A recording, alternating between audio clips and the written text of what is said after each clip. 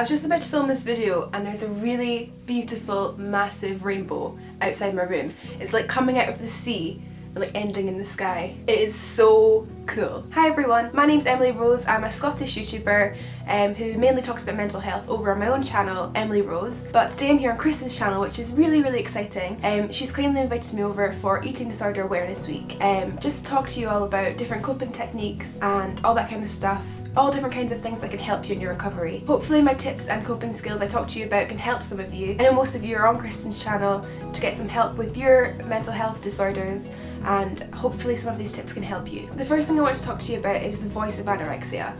Anorexia is something that is in your head that is constantly telling you that you aren't good enough, that you won't be good enough until you're skinny, that you keep needing to lose weight, all these horrible things it'll keep saying to you. Anorexia is a bully inside your head. It's something that's telling you you're not good enough.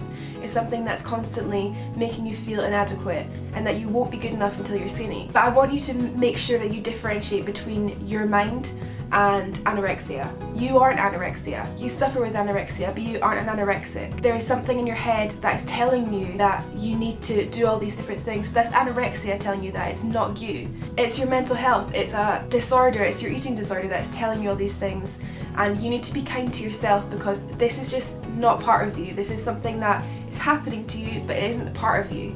My coping skill for dealing with the horrible bully that is anorexia in your head is a technique that I learned in therapy a few years ago, but it's something that I still use today, and it's something that will take a while to get used to, but if you keep using it, I really think it could help you. You will have so many anorexic thoughts a day, even things that you might not even think are anorexic thoughts anymore because you're so used to them. There are so many in your head, whether it's telling you you're not good enough, whether it's telling you not to eat, whether it's telling you to make an excuse up for why you're not eating.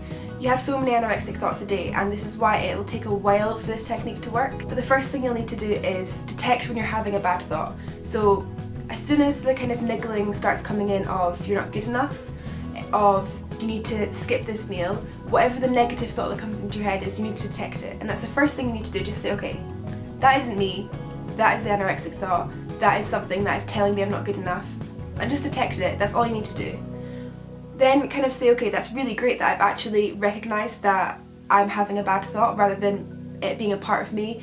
I'm really glad that I've managed to catch this thought while it's still here and I've not let it affect me yet. The next thing you need to do is say, okay, I'm having this thought, it's happened, what are we going to do about it? I'm going to do something to distract myself from this thought. This thought is not me. This thought is something that's happening to me. It's not a part of me. I don't actually feel like this. This is the anorexia talking. What am I going to do to distract myself from this thought? What am I going to do to not play on this thought and not let this thought get to me and not let this thought consume me? I might go for a walk, I might talk to my friend about it, I might write in my diary about it, but make sure you detect the thought, and it's really great if you manage to detect the thought. I know it's quite difficult to hear because it happens all the time. You're constantly having thoughts that are telling you you're not good enough, that are telling you you need to skip the next meal. You're constantly having those thoughts, and that's why it takes such a long time. But each and every time that you detect that thought and you avert yourself away from it and say, okay, I'm not going to even give that anorexic thought the time of day, I'm not even going to let it consume me. Yeah, I had that thought, but that's because I'm so used to having these thoughts. I'm just going to leave it where it is and just let it flitter away, and I'm going to concentrate on something else. Each and every time you do that, you're closer to getting rid of these thoughts, because the more you detect them and avert yourself away from them, the easier it will get. My second thing I want to talk about is identifying how you feel. A lot of anorexics say that they feel fat a lot, when we know that feeling fat isn't actually an emotion. Usually when you're feeling fat, there's actually something else that you're feeling underneath. The first thing that I want you to do is detect how you're actually feeling. Are you feeling lonely? Are you feeling depressed? Are you feeling upset about something? Did somebody say something to you that made you feel upset? Are you angry at someone? I really want you to try and detect what you're actually feeling. I know that can be really hard, especially at first when you're used to just feeling the way you're feeling and not actually thinking about it. But just the next time that you feel fat or you feel not good in your body, try to think, okay, what am I actually feeling? What is it that I'm emotionally experiencing? That's the first step. The next step, once you've actually identified how you feel, whether it's lonely, whether it's sad, whether it's angry, you can decide how you want to positively help yourself in that feeling. Are you going to phone your friend or your mum or your dad? Are you going to write it in your diary? Journal how you feel? That's really great technique that I know Kristen talks a lot about on her channel, which is really helpful for people. Are you going to go for a walk? Are you going to do some crafts? I always find that crafts are a really great distraction for me when I'm feeling anxious. try and start thinking, okay, I'm feeling fat or I'm feeling not good in my body. What is it that I'm actually feeling? Am I feeling that I'm not good enough? What is it that I'm actually feeling? And try and positively help yourself to feel better. The next thing I want to talk about is an actual food plan. Something that's really great, especially if you're just entering recovery, is to ask somebody you really trust to help you make a meal plan.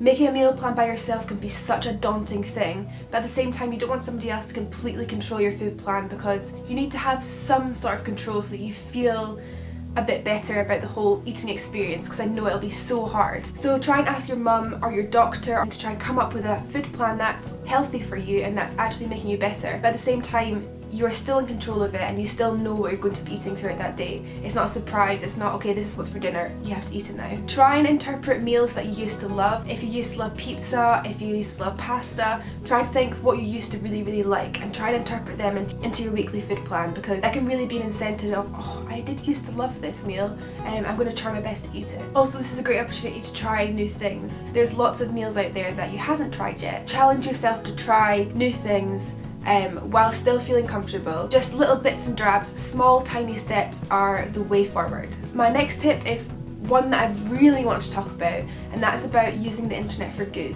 It's very, very, very easy to get into the deep, dark web of anorexia, where people are talking about what's the best tips for losing weight, the best excuses for skipping meals, all these kinds of things, which you know are really, really not great for you, but they're easy. They're easy to just go onto these sites and they're easy. But there is a massively amazing alternative. For the past couple of weeks, I've been looking at different Instagram accounts that are people that are suffering with anorexia but that are in recovery. YouTube channels. There are so many YouTube channels that are centered around mental health, and some that are even centered around just purely anorexia. There are so many positive ways that you can use the internet for good.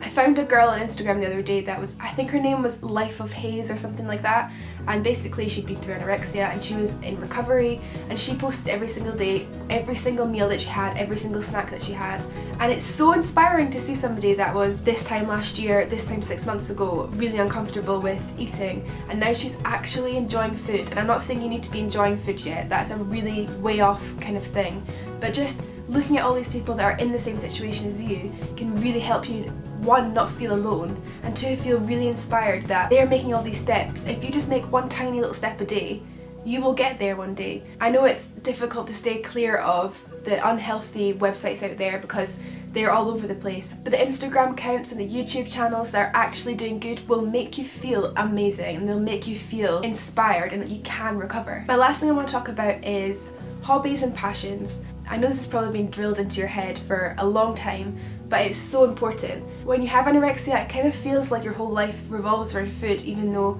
you're not eating as much. But what I want you all to do is find a passion or a hobby that you absolutely adore that isn't centered around food, that has absolutely nothing to do with food.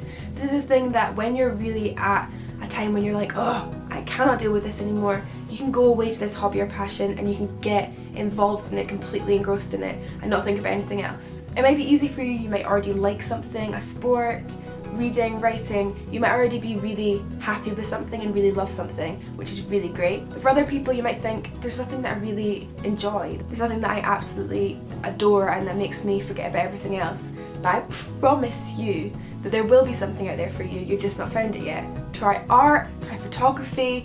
Is there anything that you've always wanted to do but you've never have done? Try getting into politics, try getting into making YouTube videos about your anorexia, about recovery, or about something completely different, about makeup, about hair, about beauty products. Find your passion, even if it's like colouring. I really find that really useful. I can spend a whole day just colouring in, and by the end of the day I feel accomplished. It doesn't matter how long it takes you to find your hobby or passion, just try lots of different things and see what works for you.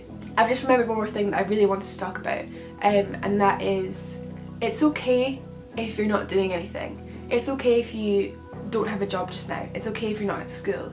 It's okay if you're still in hospital. It's okay if you spend most of your days in bed. It doesn't matter what you're doing. Recovery is totally different for everybody. There is no two recoveries that are the same. Don't feel like you're not getting better because you're not doing anything. Don't feel like you're being lazy.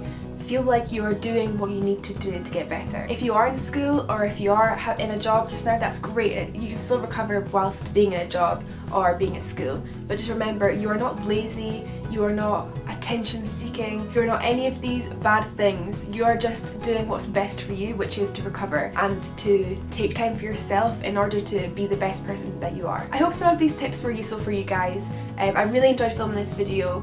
Make sure you always use small steps and keep encouraging yourself, and you will get there. Even if it takes 6 million trillion years, you will get there. You will. There isn't one set way to recover from an eating disorder. These kind of tips or whatever, they're just a guideline for different ways that you can help yourself. There are so many more ways that you can help yourself and get others to help you and all that kind of stuff.